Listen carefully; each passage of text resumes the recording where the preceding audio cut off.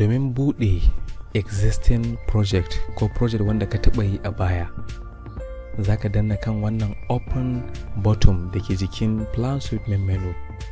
Wannan zai buɗe new job window inda za ka ga duk project da ka taɓa yi a baya, ko da ka sun kai 100 ko thousands of projects.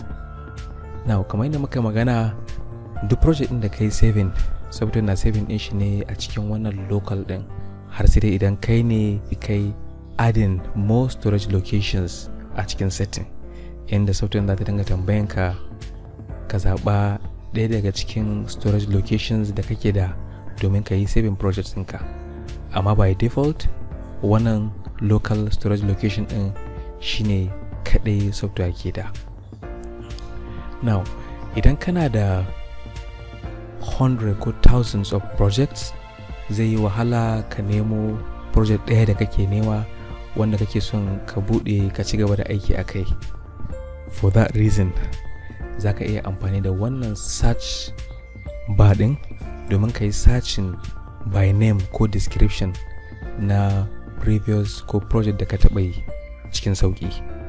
Misali, project ɗin da muka yi a baya, ina tuna yana da code number ATBU admin 001. So zan zo a cikin search bar ɗina na rubuta ATBU. Tun kafin na gama, software ta yi pulling na wannan project ɗin. To haka ko da project 1000 ne ke cikin PLANSWIFT, by writing the name ko description, software za ta yi pulling na wannan particular project domin ta baka dama kai open ɗin shi a cikin sauki.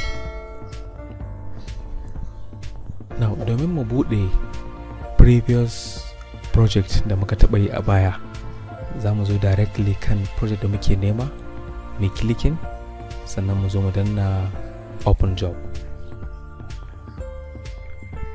In just a few steps mun buɗe existing project wanda muke son mu ci gaba da aiki a kai. By a click za ka iya accessing kowane page kake so a cikin wannan project pages. Na gode, sai mun haɗu a class na gaba.